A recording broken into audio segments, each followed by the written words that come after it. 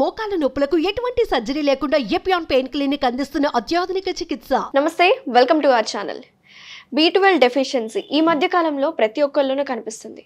ముఖ్యంగా diabetic patients అయితే B12 deficiency వల్ల వాళ్ళు వారానికి ఒకసారి ఇంజెక్షన్స్ తీసుకుంటున్నారు. దీన్నే మెథాల్కోబలమిన్ ఇంజెక్షన్స్ అంటూ ఉంటారు జనరల్గా. సో B12 డెఫిషియన్సీని కాంబాట్ చేసుకోవాలంటే ఆహారంలో ఎలాంటి మార్పులు చేసుకోవాలి, మన డైట్లో ఎలాంటి ఫుడ్ని, ప్రత్యేకంగా వెజిటేరియన్ ఫుడ్ని ఎక్కువగా తీసుకుంటే B12 డెఫిషియన్సీ నుంచి మనం బయటపడచ్చు అంటున్నారు. సో ఇలాంటి విషయాల గురించి పూర్తి వివరాలు మనకు అందించడానికి ప్రస్తుతం మనతో పాటు ఉన్నారు ప్రముఖ homeopathy physician doctor Chetan Raj గారు. సార్తో మాట్లాడి పూర్తి వివరాలు తెలుసుకుందాం. నమస్తే సార్. నమస్తే మేడం. సార్, జనరల్గా ఈ రోజుల్లో B12 డెఫిషియన్సీ లేటెస్ట్గా అందరూ ఇన్వెస్టిగేషన్స్ చేసుకుంటున్నా కూడా వాళ్ళలో ఖచ్చితంగా ఇది డెఫిషియెంట్గానే ఉంటుంది, అబ్నార్మల్గానే ఉంటుంది. సో దీనికి డైరెక్ట్ మెడిసిన్సే ఒక సొల్యూషనా, లేకపోతే సప్లిమెంట్ సొల్యూషనా, మన ఫుడ్లో ఏమైనా కరెక్షన్స్ చేసుకోవచ్చా? ఈ సందేహాలు మీరు ఒకసారి క్లియర్ చేయాలి. హనుమాన్ సినిమా చూసారా మీరు? రీసెంట్గా వచ్చింది కదా, చాలా హిట్ అయిన సినిమా. అవును. దాంట్లో ఏమవుతుంది, ఒక ఊరు ఉంటుంది అంజనాద్రి అనేసి. మన హీరో ఏం చేస్తాడు, అందరినీ వాళ్ళు ఫేస్ చేసే ప్రాబ్లమ్స్ తోటి కాపాడుతాడు. సూపర్ హీరో కదా. సో అట్లనే విటమిన్ B12 కూడా మన బాడీలో ఒక సూపర్ హీరో. సో ఎందుకు మీరు అంటారు, ఇప్పుడు ఆ సూపర్ హీరో ఎంత వెయిట్ అన్నా లేపుతాడు అండ్ ఫైట్ చేస్తాడు, 100 మంది వచ్చినా ఫైట్ చేస్తాడు. సో అట్లనే విటమిన్ B12 మన బాడీలో ఏం చేస్తుందంటే, ఇప్పుడు నరాలు ఉంటాయి కదా, మన వెయిట్ పెరిగినా లేదంటే ఒకవేళ మన నరాల వీక్నెస్ ఉన్నా మన బాడీస్ చాలా హెవీ ఫీల్ అవ్వడం స్టార్ట్ అవుతాయి. కాళ్ళు లాగడం, చేతులు లాగడం. సో నరాలు మీద ఒక మైలిన్ షీత్ అని ఒక లేయర్ ఉంటుంది. సో ఒకవేళ ఆ మైలిన్ షీత్ కరెక్ట్ ఉంది అండ్ నరాల వీక్నెస్ రావద్దు బాడీలో అంటే విటమిన్ B12 నార్మల్ ఉండాలి బాడీలో. సో అందుకే విటమిన్ B12ని సూపర్ హీరో లాగా నేను ఇచ్చేస్తానమాట, కోరిలేట్ చేస్తాను సూపర్ హీరో తోటి. అది కాకుండా సో నరాల వీక్నెస్ ఉన్నవాళ్ళు విటమిన్ B12 తక్కువ ఉంటే కూడా వాళ్ళకు నరాల బలహీనత కానీ వీక్నెస్ కానీ వస్తుంది. ఇంకోటి, కొందరికి ఎనీమియా ఉంటుంది, చూసారా మీరు? రక్తహీనత ఉంటుంది. సో ఎప్పుడైతే ఈ ఎనీమియా ఉంటుంది ఏమవుతుంది, వాళ్ళకు enough amount of red blood cells అన్నా ఉండవు, లేదంటే ఇనఫ్ అమౌంట్ ఆఫ్ హీమోగ్లోబిన్ అన్నా ఉండదు వాళ్ళ బాడీలో. దానివల్ల ఏమవుతుంది, ఏదైతే ఆక్సిజన్ వేరే వేరే పార్ట్స్కి రీచ్ అవ్వాలి ఆ పార్ట్లకి రీచ్ అవ్వదు. సో అట్లనే విటమిన్ B12 ఏం చేస్తుందంటే, ఒకవేళ అనీమియా ఉందంటే దాన్ని రెక్టిఫై చేస్తుంది. అండ్ ఇది ఉంటుంది కదా మన RBC కౌంట్, అది కూడా తక్కువైందంటే దాన్ని కూడా నార్మల్కి తీసుకొస్తుంది. ఎందుకంటే vitamin B12 is directly responsible for the productions of RBC in our body. So anaemia వాళ్లకు ఒకవేళ ఒక్కొక్కసారి ఏమవుతుంది ఈ మధ్య అంటే 7, 8, 6 ఇట్లా వస్తున్నాయి హిమోగ్లోబిన్ లెవెల్స్. ఎందుకంటే వాళ్ళకి B12 సరిగా లేదు వాళ్ళ బాడీలో, అందుకే అట్లా అవుతుంది. అండ్ కొందరికి ఏమవుతుంది, వాళ్ళు B12 సోర్సెస్ దేంట్లో అయితే ఉంటాయి ఆ ఫుడ్స్ కన్జ్యూమ్ చేస్తే కూడా వాళ్ళకు అబ్జార్ప్షన్ అవ్వట్లేదు B12ది. అది కూడా ఒక టైప్ ఆఫ్ ఎనీమియా అన్నమాట. సో అది మీరు ఇప్పుడు మనం బ్లడ్ ఎట్లా మనకు నార్మల్ చేస్తుంది అది చూసాము. ప్లస్ ఒకవేళ నరాల బలహీనత ఉంది వాళ్ళకు కూడా B12 హెల్ప్ చేస్తుందని చూశాను. ఇంకోటి ఏంటంటే, కొందరికి నిద్ర సరిగా రాదు. కొందరికి నిద్ర సరిగా రాకపోతే వాళ్ళు ఏమనుకుంటారు, అరే నాకు ఇన్సామ్నియా ఉంది, నాకు నిద్ర ప్రాబ్లమ్స్ ఉన్నాయని అనుకుంటారు. ఈ నిద్ర ప్రాబ్లమ్స్కి కూడా రెస్పాన్సిబుల్ B12 సరిగా లేకపోతే బాడీలో. ఓకే, ఇంకోటి కూడా మనం ఊరికనే అలసిపోవడం కానీ, ఫ్రీక్వెంట్ హెడేక్స్, రెస్పిరేటరీ ప్రాబ్లమ్స్ ఉన్నా కూడా ఇది B12 డెఫిషియన్సీ వల్ల అవుతుంది. ఎందుకంటే బాడీలో ఉన్న ఇమ్యూనిటీ తగ్గిపోతుంది అండ్ ఇనఫ్ బ్లడ్ లేదు కదా. సో ఇనఫ్ బ్లడ్ లేదంటే హార్ట్ రేట్ పెరిగితేనే అది కాంపన్సేట్ అవుతుంది అనమాట.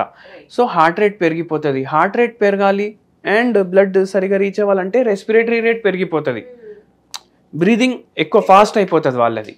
సో ఎక్కువ బ్రీదింగ్ చేయడం వల్ల లంగ్స్ పైన ప్రభావం స్టార్ట్ అవుతుంది లాంగ్ రన్లో. సో అందుకే ఓవరాల్ బాడీని హెల్దీ పెట్టడానికి మైండ్ని, బాడీని విటమిన్ B12 అనేది చాలా అవసరం. అందుకే అది ఒక సూపర్ హీరో మన బాడీలో. లాస్ట్ టైం కూడా మీరు B12 గురించి ఎక్స్ప్లెయిన్ చేశారు, బట్ డీటెయిల్గా మనం చేయాలి, ఇంకొక వీడియో చేయాలి, మనం మాట్లాడాలి అని చెప్పుకొచ్చాం. కాబట్టి సో ఈ వీడియోలో ఏ ఫుడ్స్ మీద ఎక్కువ ఫోకస్ చేస్తే సో దాట్ మన డెఫిషియన్సీ నుంచి బయటపడచ్చు అంటారు? ఈ రోజుల్లో మనకు అవేర్నెస్ వస్తుంది. మనం నాన్ వెజ్ ఇంతకుముందు మన తెలంగాణలో హైయెస్ట్ కన్జంప్షన్ ఉండే, ఇప్పుడు కూడా ఉంది. బట్ చాలామంది అవేర్ అయ్యి నాన్ వెజ్ తినడం స్టాప్ చేస్తున్నారు. ఎందుకు? బికాజ్ నాన్ వెజ్ తినడం వల్ల బెనిఫిట్స్ కన్నా ఎక్కువ లాస్ ఉంది మన బాడీకి. హైపర్ టెన్షన్ వచ్చే ఛాన్స్ ఉంటుంది, డయాబెటీస్ వచ్చే ఛాన్స్ ఉంటుంది, క్యాన్సర్ వచ్చే ఛాన్స్ ఉంటుంది. ఎందుకంటే మొత్తం వాళ్ళు ఇంజెక్షన్లు ఇచ్చి, హార్మోన్స్ ఇచ్చి, యాంటీబయాటిక్స్ ఇచ్చి 2 నెలల్లోనే కోడిని రెడీ చేస్తారు. బట్ నాన్ వెజిటేరియన్ సోర్స్ లోనే ఎక్కువ ఉంటుంది కదా సార్ B12 మరి? ఇప్పుడు వెజిటేరియన్ సోర్సెస్ కూడా నేను చెప్తాను మీకు. ఫస్ట్ వెజిటేరియన్ సోర్స్ ఏంటంటే మష్రూమ్స్. ఓకే. మష్రూమ్స్లో చాలా మంచి క్వాంటిటీలో ఉంటుంది vitamin B12. So regularly weekly twice మీరు మష్రూమ్ ఇంక్లూడ్ చేయండి మీ డయట్లో. మీరు మష్రూమ్ సాలడ్ చేసుకోవచ్చు, మష్రూమ్స్ తోటి కర్రీ చేసుకోవచ్చు, అదొకటి. ప్లస్ సెకండ్ సోర్స్ ఏంటంటే milk and milk products. So దీంట్లో స్పెషల్గా మనకు ఎక్కువ విటమిన్ B12 కావాలంటే ఒకటి ఏంటంటే పనీరు, కాటేజ్ చీజ్ అంటారు కదా, అది డైలీ మీ కర్రీస్లో మీరు గ్రేట్ చేసుకోండి. గ్రేట్ చేసి వేసేయండి. డైలీ స్పెషల్గా పనీర్ కర్రీ చేసుకునే అవసరం లేదు. మీరు చేసుకునే కర్రీస్లో సింపుల్, మీరు బిర్నీస్ చేసుకుంటున్నారు అనుకోండి, మీరు దాంట్లో పన్నీర్ యాడ్ చేసుకోండి, గ్రేటెడ్ పన్నీర్. ఓకే. అండ్ దాని తర్వాత మీరు ఏ కర్రీ చేసినా, ఇప్పుడు మనం కొబ్బరికాయ యాడ్ చేస్తాం కదా కర్రీస్లో గ్రేట్ చేసి, దాని బదులు మీరు పన్నీర్ యాడ్ చేయండి. సో ఆటోమేటికలీ B12 కన్సంప్షన్ పెరుగుతుంది బాడీలో. సెకండ్ థింగ్ ఏంటంటే ఒక డిష్ ఉంటుంది, స్పెషల్లీ మహారాష్ట్రలో కర్ణాటకలో తింటారు, ఏంటంటే అది శ్రీఖండ్. శ్రీఖండ్ ఏమో పెరుగుతోటి తయారు చేస్తారు అండ్ అది కాన్సన్ట్రేటెడ్ పెరుగు. సో ఏం చేస్తారంటే ఒక బట్టలో పెరుగు వేసి దాన్ని కట్టేసి ఒక కాడ కట్టేస్తారు. సో గ్రావిటీ వల్ల దాంట్లో ఉన్న వాటర్ మొత్తం బయటికి వచ్చేస్తుంది అండ్ అది థిక్ అయిపోతుంది అనమాట, పేస్ట్ లాగా. దాంట్లో వాళ్ళు బాదాంలు యాడ్ చేసుకుంటారు, డ్రై ఫ్రూట్స్ యాడ్ చేసుకుంటారు, కొద్దిగా ఇది ఉంటుంది కదా ఏమంటారు సాఫ్రన్, కేసర్ అంటారు, అది యాడ్ చేసుకుంటారు. సో అట్లా యాడ్ చేసుకోవడం వల్ల ఫ్లేవరింగ్ అయిపోతుంది. వాళ్ళు స్వీట్నెస్ కోసం షుగర్ యాడ్ చేసుకుంటారు, కానీ మనం షుగర్ యాడ్ చేయొద్దు, ఎందుకంటే సింప్లీ ఎక్సెసివ్ క్యాలరీస్ పోతాయి కదా. మీరు బెల్లం యాడ్ చేసుకోండి, దాంట్లో బెల్లం యాడ్ చేసి అది మంచిగా మిక్స్ చేసి అది weekly twice or thrice consume చేయండి. దాంట్లో కూడా విటమిన్ చాలా రిచ్ ఉంటుంది విటమిన్ B12లో. సో అదొక డిష్. మళ్ళీ మీరు డైలీ మజ్జిగ పులుసు మీ డయట్లో ఇంక్లూడ్ చేయండి. ఎందుకు ఇది పాలల్లో అండ్ మిల్క్ ప్రోడక్ట్స్లో ఎక్కువ ఉంటుంది.